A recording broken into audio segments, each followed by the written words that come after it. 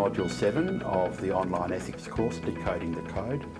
Today we're dealing with Chapter 6 of the Code, which deals with ethics committees, and Chapter 8 of the Code, which deals with cooperation. These questions also begin with the focus on the human person.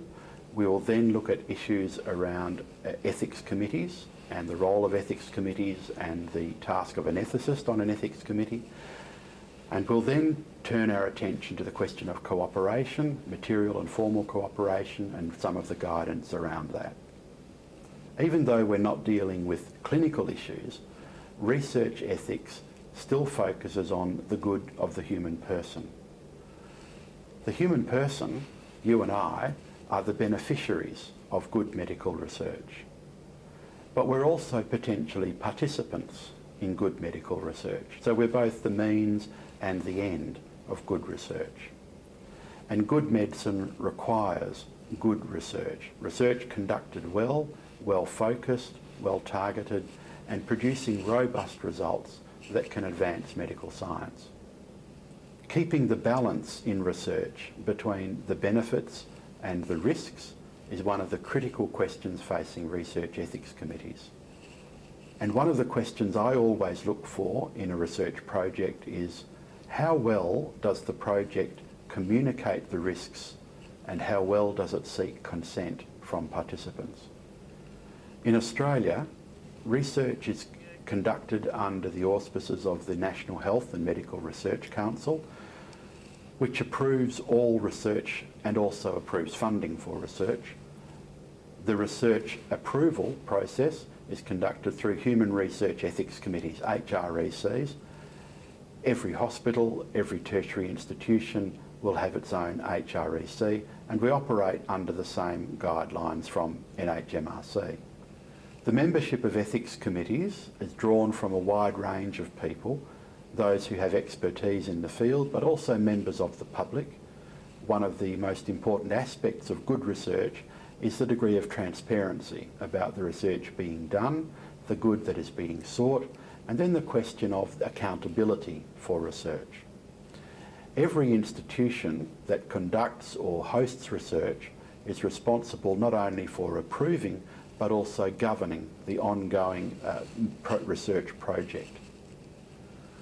We could say that research itself is an ethical pursuit in the sense that it's important that good research is done so that we gain benefit, and it would be unethical to provide treatments that weren't the best that we could provide.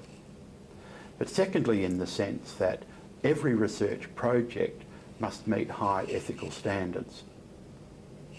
It's the task of the ethics committee to make sure that those standards are applied. And on the ethics committee, you might be engaged as a member of the public or as a specialist ethicist. The work of the committee is quite complex. It involves analysing the science of a research project, which for me is outside my competence. So I restrict my concern to some key questions around the communication of information and the gaining of consent. And I've found that if I keep my eye on those two issues and trust the rest of the committee to do its job, we generally end up with good outcomes. Guidance for us comes from two sources. One is the Catholic Health Australia's Code of Ethical Standards for Health and Aged Care. The second is the National Health and Medical Research Council's guidelines for the conduct of ethical research. These two resources echo each other in many respects. One of the difficulties I have is that they haven't been formally synchronised. I think there's a great deal of work to be done for an ethicist or an ethics committee to make sure that we are applying both sets of guidelines, both codes, as well as we can. The NHMRC guidelines on the conduct of ethical research is a complex document. I focus on just 3 sections. The first section deals with values and principles. The second section deals with communication and consent. The fourth section deals with specific participant groups. So this would be if we're conducting research with children or with particular subgroups within society, some of them need extra protection. In terms of my role as an ethicist, I look for three things in a research project. First of all, what is the researcher asking the participant to do or be subject to? Secondly, how clearly is this communicated to the prospective participant? And thirdly, how clearly does the participant's consent indicate that they have understood the risks and weighed those against the benefits, and that they have made a responsible decision? I think we need to rely on the good sense, particularly of adult participants, to weigh up what is for them the balance of benefits and burdens of being in research, and allow them to make their own choices. So much, though, depends on the researcher communicating accurately and in terms that the participant can understand exactly what the risks and benefits are. I don't focus too much on the science, I leave that to the scientists. We have to rely on each other around the committee table to make the best decisions as a group. The issues around consent are discussed in greater detail in the webcast that accompanies this module. I want to turn now to the question of our partnering with non-Catholic organisations in providing care. So this is the question of cooperation, cooperating with people who perhaps in other areas are conducting work that we wouldn't necessarily want to be involved with ourselves. This is recognised as one of the most complicated questions in Catholic moral theology. One of the reasons it's complex is it raises questions about who we are as church and what is our role in the world. The Second Vatican Council gave us clear guidance around the role of the church in the modern world. We are fellow pilgrims with others. We partner with others in the search for truth. The question then arises, how well can we partner with others who perhaps hold different beliefs and still, as it were, preserve our moral purity, keep our hands clean? Do we in fact sometimes need to get our hands dirty in order to achieve the outcomes that we think God is calling us to achieve? Pope Francis has a particular view on that. Others in the Church see it differently. This makes the question of cooperation extraordinarily difficult to negotiate. It's not at all unusual that 2 or 3 people will reach very different opinions about whether a particular cooperative arrangement is acceptable or not. Ultimately, we have to be guided prudentially, that is, to make the wisest decision we can in the situation we're in. I've learned that analysing circumstances of cooperation require us to be very clear about the specifics of each situation. It's almost impossible to translate a solution achieved in one scenario into another scenario. It takes a lot of work, and it takes a lot of faith, and it takes a lot of collaboration and a meeting of minds so that we can progress forward. It's also important to remember that as Catholic providers, we are members of a local church. We can't go it alone. There are times when we need to engage the local church community and the local bishop, and to work very closely with him in arriving at the solutions we need to find. So how do we work through a question of cooperation? Well, we have the case study of St Hilda's, which concerns a surgical sterilisation unit and the provision of surgical pacts for terminations of pregnancy. So turning to the principle of cooperation and its application, the presumption, our default position, is that we don't cooperate with other players who are providing services that we would consider to be unethical or immoral. We don't want to be engaged or involved in providing those services. However, sometimes we have a sense that God is calling us to provide a service which requires some level of cooperation. How far can we go?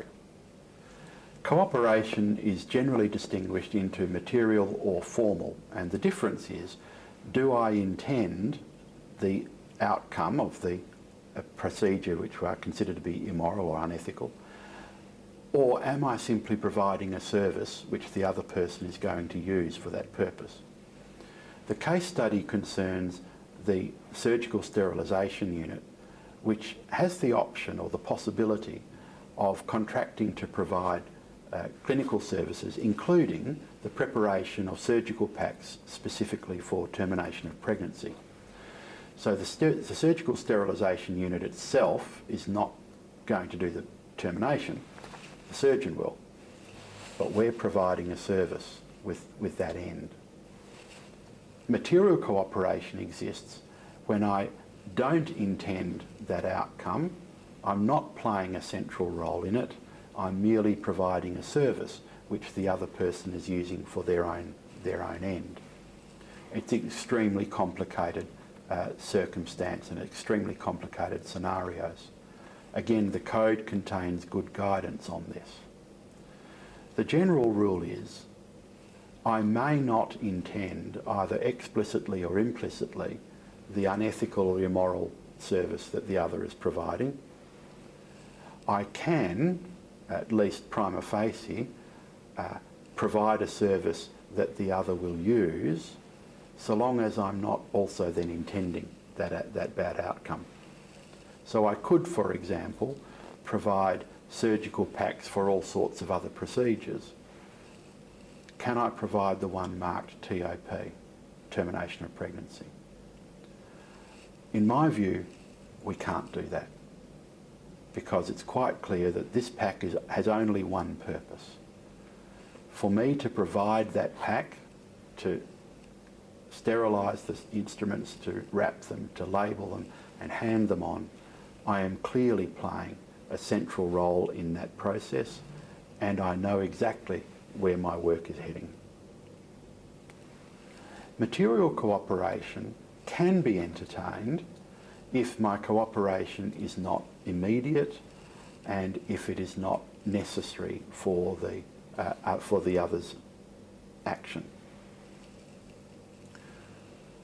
Even if material cooperation is possible, I still need to have a sufficiently serious reason to engage in this activity, because again, the prima facie position is I should not be involved collaborating in any way with procedures that are immoral or unethical. What would justify that? Well, is my reason serious enough? The general rule is there is never a sufficiently serious reason to justify formal cooperation. There may be a sufficiently serious reason to justify material cooperation, but whether a reason is sufficiently serious or not is a matter of prudential judgment. And that's one of the reasons that this is a very complicated question in moral theology.